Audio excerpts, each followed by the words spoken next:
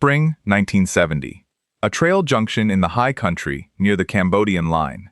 In the last cool hour before the heat came down for the day, a senior colonel stood over a patch of churned mud and read it the way other men read a letter from home. He was not young, and he had not lived this long by being careless. He had walked these borders for years.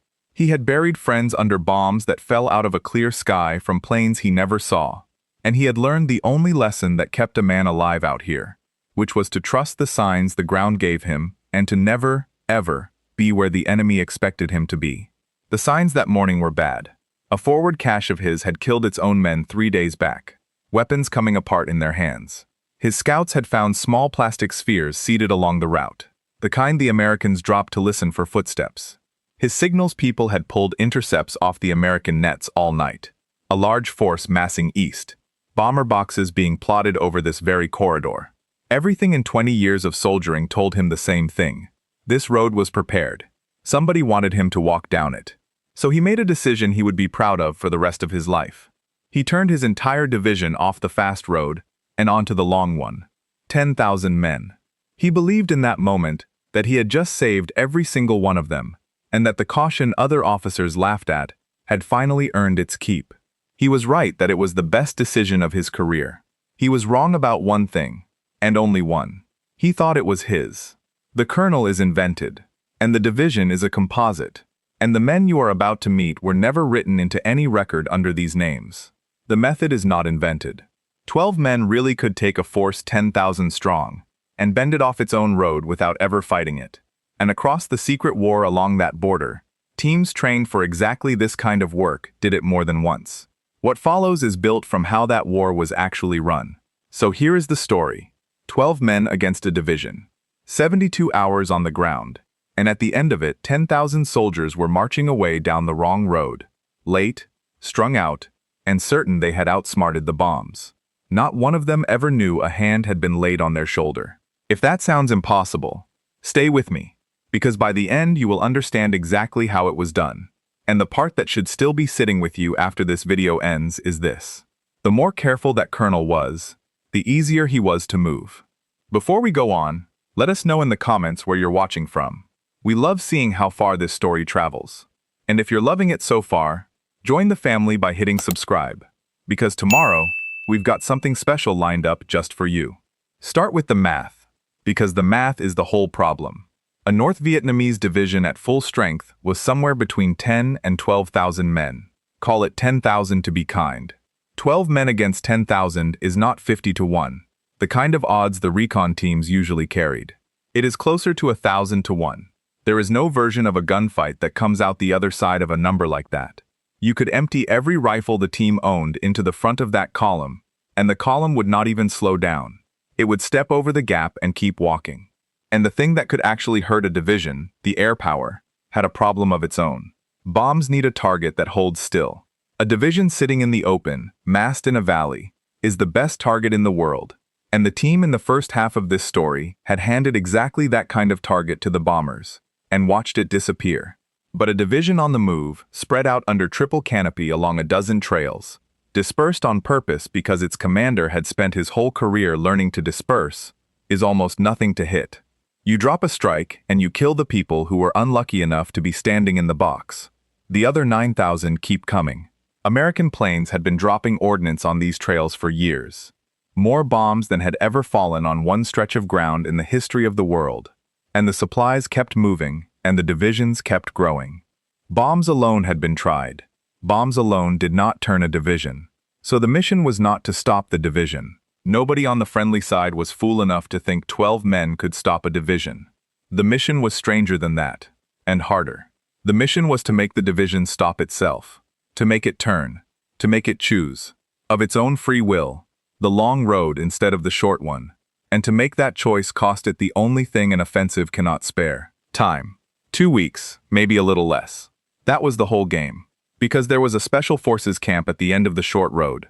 A few dozen Americans and a few hundred local fighters dug in on a hill, and behind the camp a district town, and behind the town a supply road that ran like a vein into the rest of the province.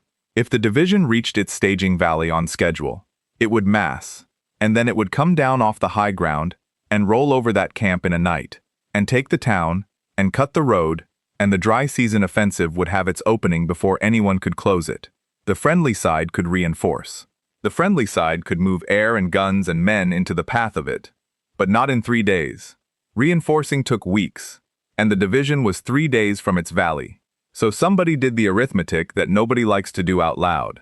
They could not save the camp with force, not in the time they had. But if they could make the division late, just 2 weeks late, then the camp would have time to harden, and the air would have time to arrive, and the offensive would walk into something ready instead of something asleep. 2 weeks of one colonel's hesitation was worth more than a whole brigade that could not get there in time. The question was how 12 men make 10,000 hesitate. Now think about what a normal soldier would do, because the normal answer is the wrong answer again, the same way it was wrong in every other story like this one. A normal team finds a big enemy force, gets eyes on it, and calls in everything it can reach. That hurts a division. It bloodies the edges. It does not turn it.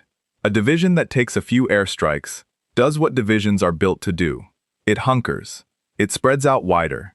It pushes its march into the bad weather when the planes cannot fly. And it keeps its heading. You cannot change a division's mind by killing some of its soldiers, any more than you can change a man's mind by cutting his hair. To turn a division, you do not aim at the soldiers at all. You aim at the one man whose judgment moves all of them at once. The commander. 10,000 men do not decide anything. One man decides and 10,000 men obey. And if you can reach inside that one man's head and put your decision where his was supposed to be, then you are not fighting 10,000 men anymore. You are running them. And here is the part that makes it work, and the part that the soldiers who only count bodies could never quite stomach. You do not kill that one man. Killing him is useless. Kill the colonel, and they hand the division to the next colonel by nightfall, and the new man keeps the old heading. And you have changed nothing, except a name on a roster. No, you do not kill him. You change his mind. You make the careful, sensible, correct decision inside his head be the exact decision you need him to make. You let him save his division, in the only direction that helps you. So the rules went upside down, the way they always do out across that border. In every ordinary fight, a soldier hides his intentions from the enemy. He wants the enemy to know as little as possible about where he is and what he plans. Here the entire job was the opposite.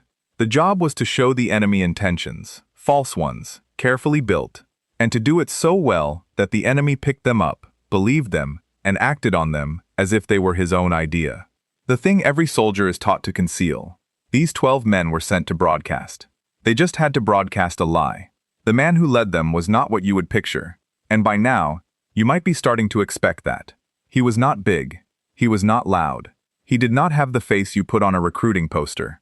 If you saw him in a crowd, you would forget him before you reached the door, which, it turned out, was most of the point. His name was Calloway, a sergeant first class, and what set him apart was not courage, because every man in this outfit had courage to spare, and courage alone got you killed. What set Calloway apart was that he understood fear from the inside. He understood what a careful man does when you show him just enough to scare him, and how a careful man is so much easier to steer than a reckless one. Because a careful man is always looking for the reason to turn, and all you have to do is hand him one. Before the army, he had spent his growing up around men who made their living reading other men. A county where half the business was a little crooked, and the other half was watching the first half. Card tables in back rooms. Livestock auctions where a man's whole year rode on whether he could tell a real bid from a bluff, and a sound animal from a sick one dressed up to look sound. Calloway had learned young that the truth and the appearance of the truth are two different things, and that most men, even smart men, especially smart men, will trust a story that hangs together over a fact that does not. He did not learn that in a school. There is no school for it. Preparing and narrating this story took us a lot of time, so if you are enjoying it, subscribe to our channel. It means a lot to us. Now back to the story. The jungle part he learned from a montagnard named Mock. Mock was one of the mountain people, the tribesmen who had been fighting alongside American Special Forces since the beginning, who had grown up moving through this same high country in every season, and read the ground the way you read your own front yard in the dark. Mock could look at a bent stem and tell you who had passed, and how many, and how long ago, and whether they were carrying weight. He taught Calloway to read the jungle, and then Calloway, being who he was, took that gift and turned it sideways into something Mock had never thought to do with it. Mock read the ground to know the enemy. Calloway learned to read the ground the way the enemy would read it, so that he could write on it. He could look at a trail and think, not what does this tell me, but what would this make a frightened colonel believe? That is a different skill, and a rarer one, and there was no manual for that either. There were 12 of them, and the number matters, so it is worth a minute. Most of these teams were 6 men, or 8. 12 was large for across the fence, large enough to be a problem, because every extra body is one more chance to be heard, to be seen, to leave a print. So why 12? Because the deception needed width. One small team in one place leaves the sign of one small team in one place.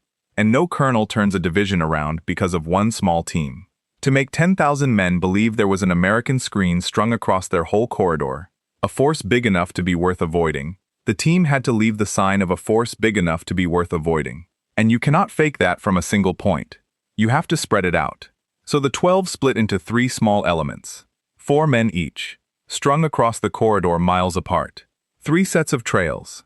3 sets of cold fires at night, lit at spread-out points so that any scout who found them would think a battalion was bedding down across the line. 3 radio call signs on the net, so that the enemy listening in heard not one team, but the chatter of a real unit talking to its parts. The dispersion was the trick. 12 men, arranged correctly across enough ground, do not look like 12 men.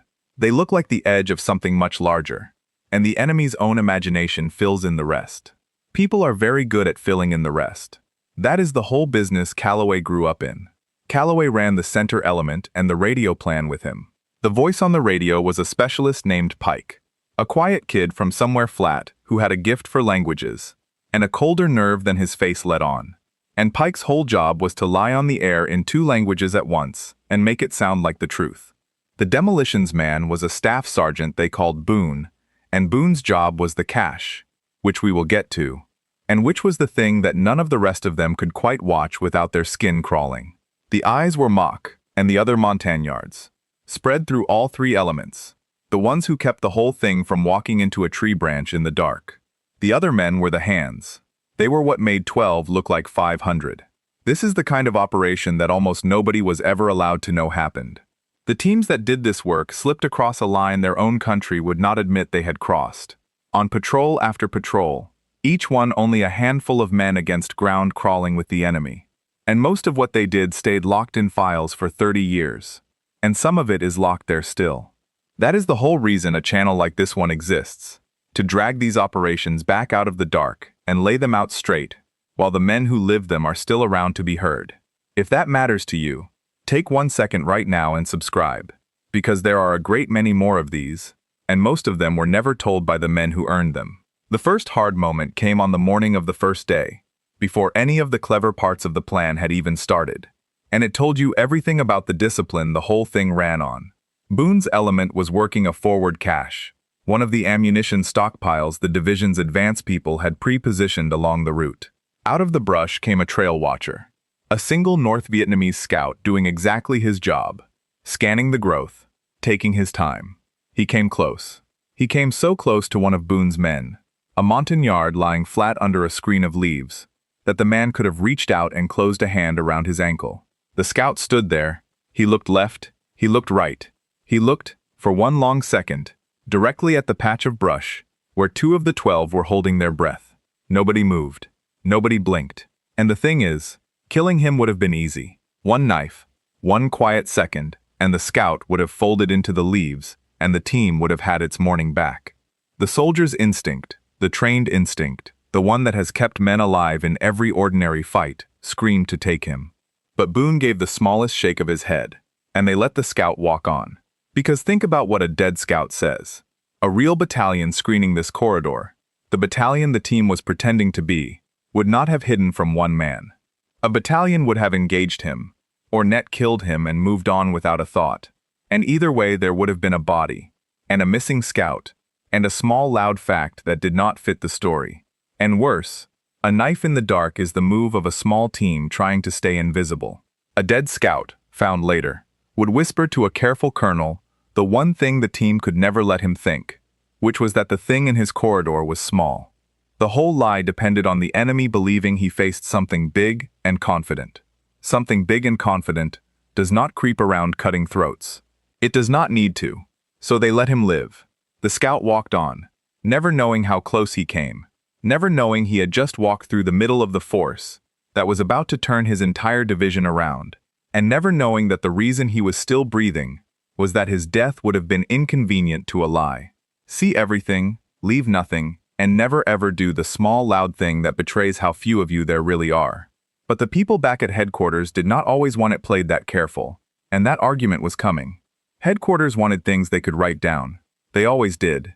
They wanted a body count, or a prisoner, or a strike they could point to on a map as proof that crossing the border had been worth the cost and the risk. And a team that spent 72 hours laying false trails and lighting empty campfires and telling lies on the radio. A team that did not produce a single confirmed kill looked on a report exactly like a team that had done nothing at all. You cannot put a turned division in a body count column. There is no box on the form for an enemy colonel who felt clever. There was a faction on the friendly side that thought the whole plan was too cute by half. Why not just call the bombers on the division and be done? It looked decisive. It would generate numbers. Never mind that bombs alone had been falling on these trails for years and had never once turned a division. Never mind that a few strikes would only make the colonel disperse and dig in and keep his heading. It looked like doing something. And doing something you could measure always beat doing the strange quiet thing that worked. There was real pressure coming down the radio. Hit them. Grab one. Give us a number. Make this look like a war and not a magic trick. Calloway keyed his handset and said no, in about as few words as a man can use. A strike makes him cautious, not turned. A snatch means contact, and contact means he learns there is something small in his corridor. And the day we look small is the day this whole thing dies. The words were flat and calm, lying in the wet brush a few hundred meters from the enemy. But the meaning under them was hard. He was telling his own side to sit on their hands and let him run a con on a division. He did not win that argument by himself. There was a man at the operations end who had run deception before, who understood in his bones that a thing that looks like nothing on a report can be the most decisive thing that happens all month.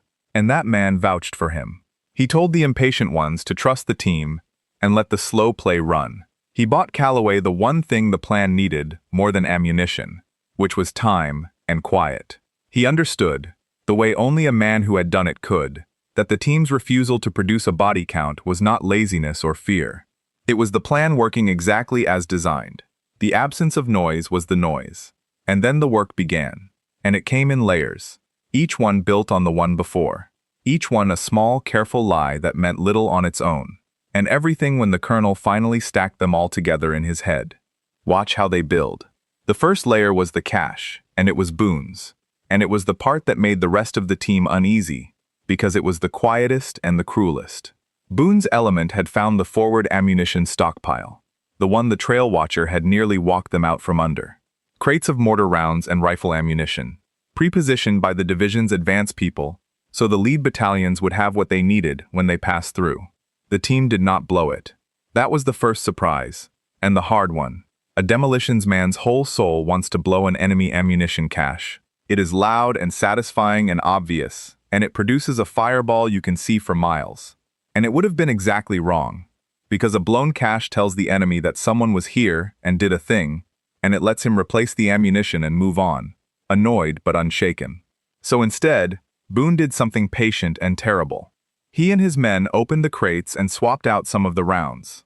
A handful of mortar shells, here and there through the stacks, that had been worked on so they would fail in the worst possible way, bursting in the tube instead of leaving it. A scattering of rifle rounds, mixed back in among the good ones, built to come apart in the breach, and take a man's hands or face with them. Not all of them, just enough that there would be no pattern a man could find, no way to look at the cache and know it had been touched, because everything looked normal, and most of it was normal, and that was the genius and the horror of it. Then they closed the crates exactly as they had found them, brushed out their own sign, and left. They never fired a shot. Days later, when the division's lead battalion used that ammunition, the cache began to kill its own men. A mortar crew set up, dropped a round, and the round destroyed the crew. A rifleman fired, and the weapon destroyed the rifleman. And here is the thing about a weapon that turns on the man holding it. It does not just hurt him. It frightens everyone who sees it, in a way that an enemy bullet never does, because an enemy bullet is at least an enemy you can understand. There is no fighting your own ammunition. There is no shooting back at the round in your own rifle. The men around those caches did not just take casualties. They started to believe that this corridor was wrong, that something had gotten into their supplies, that the ground itself had turned against them. The first seed was planted, and the team that planted it was already miles away. The enemy's own ammunition had become the first weapon the 12 men used, and they never had to touch a trigger to fire it. That seed, all by itself, would not turn a division. A careful colonel hears about bad ammunition, and he is troubled, but troubled is not turned. So the second layer went down on top of the first, and it was built to answer the question the bad ammunition raised in the colonel's head, which was, who did this? And how close are they? The team gave him an answer. They manufactured the signature of an American sensor net. This was real. The sensors. The Americans had scattered listening devices across these trails by the thousands. Small things, some no bigger than a golf ball, dropped from aircraft to bury themselves in the dirt, and listen for footsteps and engines, and voices, and report it all back to a building full of screens far away. The enemy knew about them, and hated them, and was always finding them and digging them up. So the team used that. They planted a few real sensors in plain enough sight to be found, and then they faked the look of many more, and they made sure the ground showed the marks of recent low passes by aircraft, the kind of overflights that come right before a strike. And they left, here and there, a careless American artifact, a scrap of the right kind of packaging, a boot print with the wrong sole. Pressed into soft ground a sharp scout could not miss. In a place a sharp scout was sure to look. Now stack it the way the colonel had to stack it. His ammunition is killing his own men. His scouts are pulling American listening devices out of the dirt all along his route. The ground shows fresh overflights. There is American sign where there should be none. The story those facts told, when you laid them next to each other, was simple, and it was terrifying. Every step my division takes on this road is being counted. The Americans have wired this corridor. They are listening to all of it. And men who count your steps are men who are about to drop something on your head. Every single piece of that was false or blown wildly out of proportion. There was no wired corridor. There was no building full of screens tracking this division. There were 12 men, a box of sabotaged bullets, a handful of plastic spheres pressed into the mud, and a story. But the colonel did not see 12 men. He saw the story, and the story hung together. And a story that hangs together beats a stack of separate facts every time. Calloway had been making that exact bet his whole life. Then came the third layer, and it was Pike's, and it was the centerpiece. Because this was where the team reached into the colonel's own intelligence and used his greatest strength against him. A good division commander has a good signals shop. He has people whose entire job is to monitor the American radio nets, to pull intercepts off the air, to listen for the shape of what the enemy is doing before it happens. The colonel in this story had an excellent one, and he trusted it, and that trust was the door the team walked through. Because the best intelligence shop in the world is only as good as the air it is listening to, and Pike was about to fill that air with exactly the wrong things. Pike ran spoofed traffic on the frequencies the enemy was known to watch, in the partial clear, enough in the open to be intercepted and pieced together. A careful mix of English and the Vietnamese he spoke well enough to fake. And he did not do it alone. The three elements, miles apart, each with its own call sign, talked to one another across the net, so that the enemy's listeners did not hear one radio. They heard a unit. They heard a battalion talking to its companies, a command post coordinating its parts, the dense, ordinary chatter of a real American force doing real American things. And what that force was saying, in the fragments the enemy was meant to catch, was the rest of the lie. A large body massing to the east, at the very valley the division was marching toward. Bomber boxes being plotted and cleared over this corridor. Strike windows being coordinated. The unmistakable sound of a trap being set, and an army gathering to spring it. The colonel's signals people did their jobs perfectly. They caught the intercepts. They pieced them together. They brought their commander a picture. And the picture was exactly the picture 12 men had painted for them to find. And here is the cruelty that ran all the way through this operation. The better the colonel's intelligence shop was, the more thoroughly it deceived him. because a sloppy shot might have missed half the planted traffic and gotten a confused, partial, less convincing story. A sharp shot caught all of it and assembled it into something clean and coherent and damning. His competence was the channel. His discipline was the wire the lie traveled down. The thing he was proudest of, his ability to know what the enemy was doing before the enemy did it, delivered him a beautifully constructed falsehood with a bow on it. If you have ever wondered how a handful of men could move 10,000, this is the heart of it, and it is worth holding on to, because it is the opposite of what war is supposed to be about. They did not overpower the colonel's intelligence. They fed it. This kind of operation, the patient stacking of small lies until an enemy turns himself, is exactly the sort of thing that almost never made it into a history book or onto the evening news.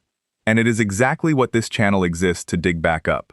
If you want more of it, subscribe now and stick around, because the next one is already waiting. The fourth layer answered the last question a careful colonel would ask before he committed, which was a fair one. If there is a large American force in my corridor, why have my own scouts not found it and fought it? So the team gave his scouts something to find. When the colonel did what any sound commander does in the face of all this, and pushed a reconnaissance company forward to test the corridor and learn what was really out there, the three elements were ready for them. They had laid the width, multiple trails crisscrossing the ground, each one careful, each one real, so that a scout reading the dirt would count the passage of far more men than 12. Cold fire sites spread across miles, the ash and the flattened brush of a force that had bedded down in strength. Ration tins and discarded gear, left in calculated numbers, in calculated places, the litter of a battalion, and not a team. Everywhere the enemy recon looked, there was the sign of a lot of Americans, and when the recon company tried to pin any of it down, the team faded. This was the hardest discipline of all, harder than the cash, harder than the silence, because the soldier's instinct when an enemy patrol comes hunting you is to fight it on your terms, to bloody it and break contact. But a real fight would have shown the enemy how few of them there were. So instead, the elements did the unbearable thing. They let themselves be hunted and would not be caught, sliding sideways, leaving more sign, giving the recon company plenty to find and nothing to grip. A force that was clearly large and clearly there, and somehow always just out of reach. The recon company swept the corridor for a day and came back to the colonel and reported exactly the wrong thing.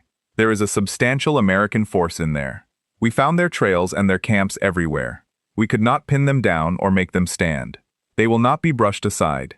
Think about what that report did.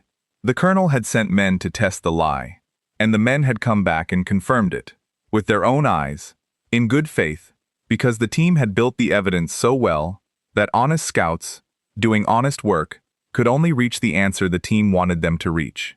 There is no intelligence more trusted than the kind your own people bring you. The colonel did not have to take the Americans' word for the trap. His own recon company had just walked into the corridor and walked back out and told him it was true. And then, with the colonel standing right at the edge of the decision, the team gave him the last piece, the one that turned a strong suspicion into a certainty. They gave him a real strike. Calloway called in one airstrike. Just one, well placed, on a visible stretch of the corridor. Time to land right after the bad ammunition had done its work, and right after the sensors had been found, and right after the recon company had filed its report. The strike did almost nothing to the division in any way that mattered. A division is enormous. One airstrike on an empty piece of trail kills almost no one, and changes nothing about the division's strength. As a weapon, it was nearly meaningless. As punctuation, it was everything. Because now every false sentence the team had written for the colonel read as true. The bad ammunition, the sensors, the overflights, the intercepts of a force massing east, and bomber boxes being plotted. The recon company's report of a large American screen. And now, falling out of a clear sky onto his own road, real bombs, exactly where his intelligence said the bombs would come. The single small real strike confirmed the whole enormous lie. It said, in a language no colonel could ignore, yes, they were counting your steps. And yes, the box is real. And yes, the next one comes down on the main body of your division. One strike that did no damage made all the damage the team had only described feel like a promise about to be kept. Now the colonel had to decide, and we are back at that trail junction in the cool of the morning. with the man standing over the churned mud. Picture him honestly, because the whole story lives or dies on whether you understand him. And he was not a fool. He was the opposite of a fool. He had survived years that killed most men in his position, precisely because he was careful, precisely because he read signs and trusted them and acted on them before the trap closed. Everything in his long, hard experience told him the same thing now. A road this prepared is a road somebody wants you on. A corridor wired and watched and ranged by bombers, with a large enemy force waiting at the end of it, is a killing box, dressed up as a route. The smart move, the only move a careful commander could make, was to refuse the trap, to turn off the fast road, to take the long way around, save the division now, and deliver the offensive a few weeks late, but at full strength. So he gave the order, and 10,000 men changed direction, and the colonel believed in his bones that he had just saved every one of them, and that the caution other officers smiled at had finally paid for itself 100 times over. And that is the cruelty at the center of the whole thing, the part that should sit with you. The only way to beat the trap he believed he saw was to do exactly what the people who built it needed him to do. There was no decision available to him that was both smart and right, because the smart decision had been designed by 12 men who understood that a careful colonel always turns when you give him enough reason, and they had spent 72 hours giving him reason. A reckless commander, a stupid one, would have shrugged off the bad ammunition and the sensors and the chatter and bowled straight down the fast road, and the camp would have fallen, and the town would have fallen, and the road would have been cut. The colonel's competence is what beat him. His intelligence is the lever they pulled. The better the soldier he was, the more surely he marched his army the wrong way. 12 men redirected a division in 72 hours, and the division commander signed the order to do it himself, and thanked his own good judgment for the rest of his life. But the danger to the team was not over. It had only changed shape, the way it always does. Because the moment the division turned, the colonel did the careful thing again. He was sure there was a large American screen in his corridor, and a careful man does not just turn his back on a force like that. He flooded the ground with security, counter-reconnaissance fanning out across the whole corridor, sweeping hard, looking for the battalion he was certain was there. Some came with dogs. They were hunting an American screen of hundreds of men. There was no screen. There were 12 men, who now had to vanish off that ground before anyone realized that the battalion they were sure they were chasing had never existed. And the stakes of the exfil were not just survival, though survival was hard enough. The stakes were the lie itself. If even one of the 12 was caught, if even one body was found, the colonel would have his thread to pull, and the whole story would unravel in his hands.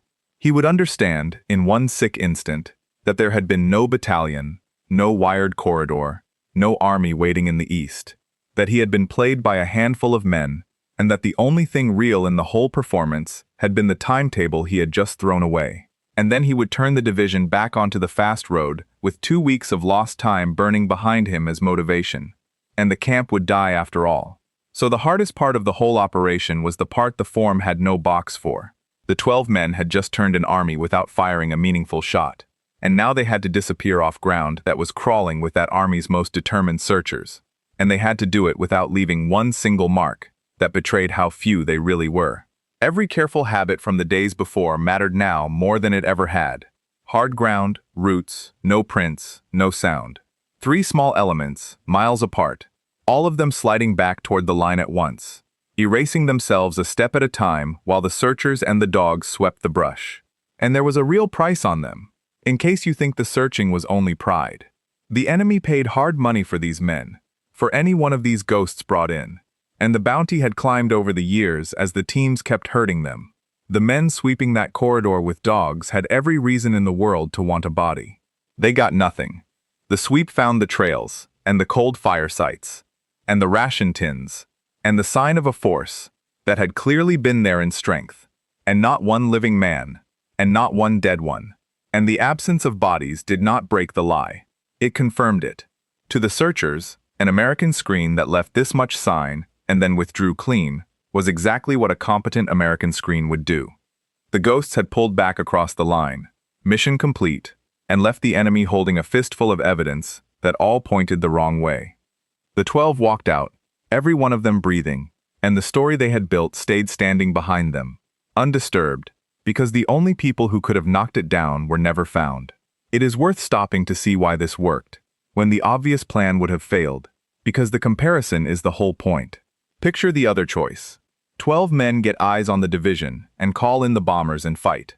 Best case, they put a strike on the lead elements, kill a few hundred, lose some or all of the 12 doing it, and what happens? The division disperses, the way a division does, absorbs the loss the way a division can absorb almost any single loss, digs in, waits out the planes, and keeps its heading. A few hundred dead, a handful of friendly dead, and the offensive arrives on schedule, and the camp falls anyway. That is the loud, satisfying, measurable plan, and it loses. Now set it next to what actually happened. By never fighting, by aiming 12 rifles at one man's judgment instead of at 10,000 men's bodies, the team cost the division its timetable, saved the camp and the town and the road, and walked out without firing a single shot that mattered. That is the arithmetic the body count men kept missing. The same arithmetic they missed in every story like this. The most decisive thing the team did all week was not a kill. It was making an enemy colonel feel clever. The deadliest weapon those 12 men carried was never the rifle, and it was not even the radio. It was the lie the radio carried, and the patience to build it one small piece at a time, and never once spoil it by doing the loud thing. And the redirect was not even the most valuable thing those 3 days produced. Because when American intelligence studied how the division had moved, the size of the caches it had pre-positioned, the routes it chose when it turned, the whole shape of it told them something bigger than one-turn division. The scale and the timing revealed an offensive the planners had not fully understood, a buildup whose outlines only became clear once a division had been forced to show its hand. The deception bought 2 weeks of time, and the watching that went into the deception drew a map. The first payoff saved a camp. The second payoff helped the friendly side read an entire offensive before it landed, and that one lasted far longer than 2 weeks. The team crossed back over the line with all 12 men accounted for. Behind them, the corridor went quiet, the searchers still beating the brush for an army that had never been there. The colonel marching his division proudly down the long road, certain he had outwitted the bombs. The only proof those 12 men had ever existed was a decision a careful man would carry for the rest of his life, as the smartest thing he ever did. What those 12 men did not stay on that border. It became a way of fighting, and the idea underneath it was simple, and at the time, it was something close to new. A force too small to win any kind of fight could still beat a force vastly larger than itself, not by hitting it, but by reaching the mind of the one man who moved it, and putting a false picture where his decision was supposed to go. You did not need numbers. You needed to understand how the enemy thought, and you needed the patience to feed him the story he was already half ready to believe. And you needed the nerve to do nothing loud while you did it. That idea, worked out on the wrong side of a line that officially did not exist, did not die when the war ended. It grew. You can draw a line from 12 men in the brush with a radio and a box of sabotaged ammunition straight to the way superior enemies get handled today, where a great deal of the work is no longer about killing the man in front of you, but about shaping what he believes, where an opponent can be moved off his plan without ever knowing a hand was on him. The tools changed. The idea did not. The most dangerous person on a battlefield is very often not the one with the biggest gun. It is the one who can make you decide, all by yourself, to march the wrong way, and thank him for the privilege. And the men who did it got nothing for it. Not for a long, long time. And the reason cuts deeper than the usual reason. The usual recon teams stayed secret because the program was secret. This kind of work had a second lock on it. A deception you advertise stops working. The whole value of what those 12 men did lived in the enemy never learning it had been done. And that meant even the success had to stay buried, maybe longer and deeper than the firefights. Because the moment you tell the world how you turned a division with a lie, you have told the next colonel how to spot the next lie. There was no parade, because there could not be one. There was no medal handed out in front of a cheering crowd, because the citation would have explained the trick. On paper, in the only record anyone was allowed to see, 12 men had wandered some empty jungle and called in one ineffective airstrike and come home. And that was the story their own country was willing to put in writing. The men carried the real one quietly. For decades. The way they were trained to carry everything. If this kind of history matters to you, the operations that never reached the news and were never allowed to, Take 1 second and subscribe, because the men who did this work were not permitted to tell it themselves, and there are a great many of them still waiting to be heard. It was a long time before any of it came out, and by then some of the men were old and some were gone, and the recognition, when it finally arrived in a quiet room and not on a parade ground. They had waited a working lifetime for their own country to admit, out loud, that what they had done had even happened. They were among the most effective and least known soldiers the country ever produced, and for most of their lives, they were not allowed to say one word about why. Stop, at the end here, and think about what their kind of fighting really teaches, because it runs against everything we are told to believe about war. We think of war as action, charging, shooting, courage out in the open where everyone can see it. These 12 men won by doing almost nothing loud for 3 full days. They won by letting a scout walk past close enough to touch, when every instinct screamed to take him. They won by not blowing a cache. They won by refusing to fight a recon company that came hunting them. Their hardest discipline was never finding the courage to act. It was finding the courage not to, over and over, while the easy, loud, satisfying option sat right there in front of them, and would have killed the whole plan. The instinct to do something, to be seen, to fight, is a powerful thing. And out across that border, it was the very instinct that got men killed. Patience, it turns out, can be deadlier than any amount of firepower. The man who can wait, and watch, and lie, and do nothing loud while he does it, is more dangerous than the man who cannot. And here is the part that should stay with you after everything else fades. 10,000 men marched down the long road that spring, and most of them never knew why. They never knew a road had been chosen for them. They never knew that the bad ammunition and the spheres in the dirt and the bombers their colonel feared had been arranged, piece by 12 men they never saw. They never knew the screen they were so sure was hunting them in the corridor had never numbered more than a dozen, and was already gone. They marched the wrong way inside their own confidence, certain their careful colonel had saved them, and the truth never reached them, not one of them, not ever. So here is the question the whole secret war leaves behind. The one with no answer. If a division could be walked off its own road by 12 men and never once feel the hand on its shoulder, then how many other roads got walked the same way? How many other commanders, careful men, good soldiers, made the smartest decision of their lives, a decision that was never theirs to make, and went to their graves believing they had outwitted the bombs, when the truth was that someone had simply understood them well enough to write their choice for them? We will never know that number. The men who could tell us mostly kept their silence, the way they were trained to, the way they always did. Out there along that border the trails healed over, and the grass came back, and the high country swallowed whatever it had taken, the way it always does. And somewhere a careful colonel, if he lived, grew old believing the proudest decision of his career had been his own, and never once felt the cold thread of doubt that he should have. Never once wondered why the trap that frightened him so badly had left no body in his corridor, and no mark on his retreat. He had looked straight at the empty road and seen an army, and turned, and saved his division, and lost his war, and been proud of it to the end. That is the most complete kind of victory there is. The enemy never even knows he was beaten. He thinks he won. Calloway and Pike and Boone and Mach are invented, and the division is a composite, and this exact operation is a story. But the across-the-fence teams were real. And so was the kind of man who learned to turn an enemy with patience, and a lie instead of a rifle. Most of what those men did stayed locked away for 30 years. Some of it is locked away still. They were not allowed to tell it, and for a long time nobody knew to ask. The least the rest of us can do is listen now, while there is still someone left to tell it.